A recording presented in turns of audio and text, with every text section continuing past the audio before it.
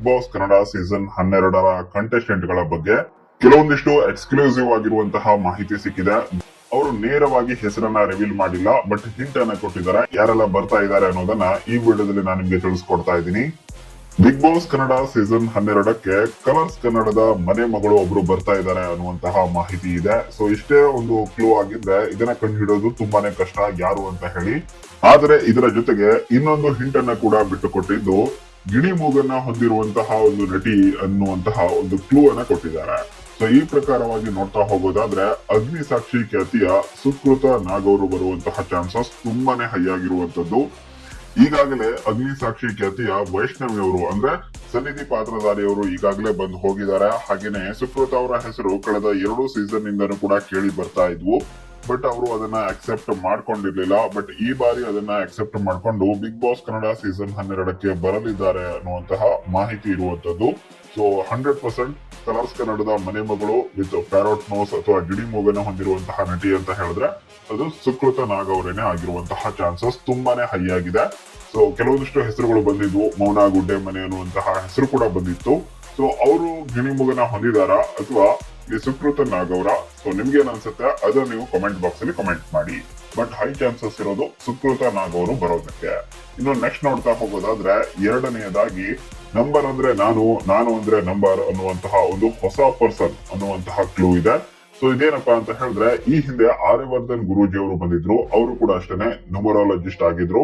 ಹಾಗೇನೆ ನಂಬರ್ ಅಂದ್ರೆ ನಾನು ಅಂದ್ರೆ ನಂಬರ್ ಅಂತ ಅವರು ಕೂಡ ಪದೇ ಪದೇ ಹೇಳ್ತಾ ಇದ್ರು. ಇನ್ನು ನೆಕ್ಸ್ಟ್ ತುಂಬಾನೇ ಡೈಲಾಗ್ ಗಳು ಇದಾವೆ, ಬಟ್ ಅವರಂತೂ ಈಗಾಗಲೇ ಬಂದು ಹೋಗಿದ್ದಾರೆ. ಸೊ ಅವರೇನೆ ಮತ್ತೆ ಬರೋದಕ್ಕಂತೂ ಆಗೋದಿಲ್ಲ. ಹಾಗಾದ್ರೆ ಇವ್ರು ಯಾರು ಅಂತ ನಿಮ್ಗೆ ಕೇಳೋದಾದ್ರೆ ಇವರ ಹೆಸರು ಅರವಿಂದ್ ರತನ್ ಅನ್ನೋದಾಗಿರುವಂತದ್ದು. ಇವರು ಕೂಡ ನ್ಯೂಮರಾಲಜಿಸ್ಟ್ ಅಂತಾನೆ ಹೇಳ್ಬಹುದು. ನಂಬರ್ ನ ಬಗ್ಗೆ ಸ್ವಲ್ಪ ಜಾಸ್ತಿ ಮಾತಾಡ್ತಾರೆ, ಹಾಗೇನೆ ಜಾಸ್ತಿ ನಾಲೆಜ್ ಇದೆ ಅಂತ ಅವರು ಈಗಾಗಲೇ ಕೆಲವೊಂದಿಷ್ಟು ವಿಡಿಯೋಸ್ ಗಳಲ್ಲಿ ಕೂಡ ಹೇಳಿದ್ದಾರೆ. ಸೊ ಹೀಗಾಗಿ ಇವ್ರು ಬರುವಂತಹ ಚಾನ್ಸಸ್ ಹೈ ಆಗಿದೆ. ವಾಸ್ತು ಎಕ್ಸ್ಪರ್ಟ್ ಅನ್ನುವಂತಹ ಮಾಹಿತಿ ಕೂಡ ಇರುವಂತದ್ದು. ಸೊ ಹೀಗಾಗಿ ಅರವಿಂದ್ ರತನ್ ಅವರು ಈ ಸಲ ಬಿಗ್ ಬಾಸ್ ಮನೆಗೆ ಬರಲಿದ್ದಾರೆ ಅನ್ನುವಂತಹ ಒಂದು ಮಾಹಿತಿ ಇದೆ. ಇನ್ನು ನೆಕ್ಸ್ಟ್ ನೋಡ್ತಾ ಹೋಗೋದಾದ್ರೆ ಕಲರ್ಸ್ ಕನ್ನಡದ ಒಬ್ರು ಹೀರೋ ಬರ್ತಾರೆ ಅನ್ನುವಂತಹ ಒಂದು ಕ್ಲೂ ಇದೆ. ಈ ಹೀರೋ ಯಾರು ಅನ್ನೋದು ಇನ್ನೂ ತನಕ ಕೂಡ ಪ್ರಶ್ನೆ ಆಗಿನ ಉಳ್ಕೊಂಡಿರುವಂತದ್ದು. ಯಾಕೆಂತ ಹೇಳಿದ್ರೆ ಇದ್ರ ಬಗ್ಗೆ ಎಕ್ಸ್ಟ್ರಾ ಯಾವುದೇ ರೀತಿಯಾಗಿ ಕ್ಲೂ ಅನ್ನ ಬಿಟ್ಕೊಟ್ಟಿಲ್ಲ. ಸೊ ಹೀಗಾಗಿ ಯಾರು ಅಂತ ಎಕ್ಸಾಕ್ಟ್ ಆಗಿ ಹೇಳೋದಂತೂ ಕಷ್ಟ. ಬಟ್ ಅಟ್ ಪ್ರೆಸೆಂಟ್ ಅಲ್ಲಿ ಹರಿದಾಡ್ತಾ ಇರುವಂತಹ ರೂಮರ್ಸ್ ನ ಪ್ರಕಾರ ಬರುವಂತಹ ಸಾಧ್ಯತೆ ಇರೋದು ವಿಜಯ್ ಸೂರ್ಯ ಅವರು. ಇವರು ಕೂಡ ಅಗ್ನಿ ಸಾಕ್ಷಿ ಸೀರಿಯಲ್ ನಲ್ಲಿ ಕಾಣಿಸಿಕೊಂಡಿದ್ರು. ಹಾಗೇನೆ ತುಂಬಾ ಸೀಸನ್ ಗಳಿಂದ ಇವರ ಹೆಸರು ಕೇಳಿ ಬರ್ತಾ ಇದೆ. ಬಟ್ ಈ ಬಾರಿ ಬರುವಂತಹ ಚಾನ್ಸಸ್ ತುಂಬಾನೇ ಹೈ ಇದೆ ಅಂತ ಅನಿಸ್ತಾ ಇದೆ. ಎಲ್ಲಾ ಸಿಚುವೇಶನ್ ಕೂಡ ಅದಕ್ಕೆ ತಕ್ಕನಾಗೇನೆ ಇರುವಂತದ್ದು. ಈಗಾಗಲೇ ದೃಷ್ಟಿ ಒಟ್ಟು ಅನ್ನುವಂತಹ ಸೀರಿಯಲ್ ಅನ್ನ ಕೂಡ ಬಿಟ್ಟು ಹೊರಗಡೆ ಬಂದಿದ್ದಾರೆ. ಹಾಗೇನೆ ಸೀರಿಯಲ್ ಕೂಡ ಎಂಡ್ ಆಗಿರುವಂತದ್ದು. ಅದರಿಂದಾಗಿನೇ ಇವಾಗ ಇವರು ಬಿಗ್ ಬಾಸ್ ಕೂಡ ಬರ್ತಾ ಇದಾರ ಅನ್ನುವಂತಹ ಒಂದು ಅನುಮಾನ ಕಾಡ್ತಾ ಇರುವಂತದ್ದು. ಇದು ಕನ್ಫರ್ಮ್ ಆಗಿಲ್ಲ, ಬಟ್ ಚಾನ್ಸಸ್ ಅಂತೂ ಇದೆ. ಇದನ್ನ ಬಿಟ್ರೆ ಬೇರೆ ಯಾವ ಒಂದು ಹೀರೋ ಬಂದ್ರೆ ಚೆನ್ನಾಗಿರುತ್ತೆ ಅದನ್ನ ನೀವು ಕಮೆಂಟ್ ಬಾಕ್ಸ್ ಅಲ್ಲಿ ಕಮೆಂಟ್ ಮಾಡಬಹುದು. ಇನ್ನು ನೆಕ್ಸ್ಟ್ ನೋಡ್ತಾ ಹೋಗೋದಾದ್ರೆ ನ್ಯೂಸ್ ಆಂಕರ್ ಒಬ್ರು ಬರ್ತಾ ಇದ್ದಾರೆ. ಸೊ ಇದನ್ನ ನೀವು ನಂಬ್ತಿರೋ ಇಲ್ಲೋ ಗೊತ್ತಿಲ್ಲ, ಆದ್ರೆ ದಿವ್ಯಾ ವಸಂತ್ ಅವರ ಹೆಸರು ಆಲ್ಮೋಸ್ಟ್ ಟ್ರೆಂಡಿಂಗ್ ಅಲ್ಲಿ ಇರುವಂತದ್ದು. 90 to 95% ಇವರು ಬರ್ತಾ ಇದ್ದಾರೆ ಅನ್ನುವಂತಹ ಒಂದು ಮಾಹಿತಿ ಇದೆ. ಇತ್ತೀಚೆಗೆ ಇವರ ವಿಷಯದಲ್ಲಿ ಕೆಲವೊಂದಿಷ್ಟು ಕಾಂಟ್ರವರ್ಸಿಗಳು ಕೂಡ ಆಗಿದ್ವು, ಸಾಕಷ್ಟು ವಿಷಯಗಳು ಕೂಡ ಚರ್ಚೆನಲ್ಲಿ ಇದ್ವು. ಇವಾಗ ಇವರು ಬಿಗ್ ಬಾಸ್ ಕೂಡ ಬರ್ತಾ ಇದ್ದಾರೆ ಅನ್ನುವಂತಹ ಮಾಹಿತಿ ಸಿಗ್ತಾ ಇದೆ. ರಾಜ್ಯಕ್ಕೆ ಖುಷಿ ಕೊಡುವಂತಹ ಸುದ್ದಿನ ಕೊಡ್ತೀನಿ ಅಂತ ಹೇಳಿ ಇವರು ಡೈಲಾಗ್ ಏನಿದೆ, ಸೊ ರಾಜ್ಯವೇ ಖುಷಿ ಕೊಡುವಂತಹ ಸುದ್ದಿ ಅಂತ ಹೇಳಿ. ಸೊ ಅದೇ ರೀತಿಯಾಗಿ ಒಂದು ಕ್ಲೂ ಅನ್ನ ಕೊಟ್ಟಿದ್ದಾರೆ, ಖುಷಿ ಸುದ್ದಿಯನ್ನ ಕೊಡುವಂತಹ ಸ್ಪರ್ಧಿ ಅಂತ ಹೇಳಿ. ಸೊ ಹೀಗಾಗಿ ಇದು ದಿವ್ಯಾ ವಸಂತ ಅವರೇನೆ ಆಗಿರುವಂತಹ ಸಾಧ್ಯತೆ ತುಂಬಾನೇ ಹೈ ಇರುವಂತದ್ದು. ದಿವ್ಯಾ ವಸಂತ್ ಅವರು ಬಿಗ್ ಬಾಸ್ಗೆ ಬಂದ್ರೆ ಸರಿಯಾಗಿರತ್ತೆ ಅಂತ ನಿಮ್ಗೆ ಅನ್ಸುತ್ತಾ? ನಿಮ್ಗೆ ಇಷ್ಟ ಆಗತ್ತಾ ಇಲ್ವಾ ಅದನ್ನ ನೀವು ಕಮೆಂಟ್ ಬಾಕ್ಸ್ ಅಲ್ಲಿ ಕಮೆಂಟ್ ಮಾಡಿ. ಹೇಳಲಿಕ್ಕೆ ಆಗೋದಿಲ್ಲ, ಬಿಗ್ ಬಾಸ್ ಮನೆಯಲ್ಲಿ ಇವ್ರು ಬರೋಕ್ಕಿಂತ ಮೊದಲು ಒಂದ್ ರೀತಿಯಾಗಿದ್ದು ಬಿಗ್ ಬಾಸ್ ಮನೆಗೆ ಬಂದ ಮೇಲೆ ಇವರು ಮಾತಾಡುವಂತಹ ರೀತಿ ಅಥವಾ ಸಿಚುವೇಶನ್ ಹ್ಯಾಂಡಲ್ ಮಾಡುವಂತಹ ರೀತಿ ಏನಾದ್ರೂ ತುಂಬಾ ಜನರಿಗೆ ಇಷ್ಟ ಆದ್ರೂ ಆಗಬಹುದು, ಇಷ್ಟ ಆಗದೇನು ಕೂಡ ಇರಬಹುದು. ಸೊ ಯಾವ್ದಕ್ಕೂ ವೇಟ್ ಮಾಡಿ ನೋಡೋಣ. ಸ್ವಲ್ಪ ದಿನ ಅಷ್ಟೇನೆ ಬಾಕಿ ಇದೆ, ಬಟ್ ಇವರ ಹೆಸರಂತೂ ಟ್ರೆಂಡಿಂಗ್ ಅಲ್ಲಿ ಇದೆ, ಇವ್ರು ಬರ್ತಾರೆ ಅಂತ ಹೇಳಿ. ಇನ್ನು ನೆಕ್ಸ್ಟ್ ನೋಡ್ತಾ ಹೋಗೋದಾದ್ರೆ ಒಬ್ರು ಕಾಂಟ್ರವರ್ಸಿ ಮ್ಯಾನ್ ಬರ್ತಾರೆ ಅನ್ನುವಂತಹ ಮಾಹಿತಿ ಇರುವಂತದ್ದು.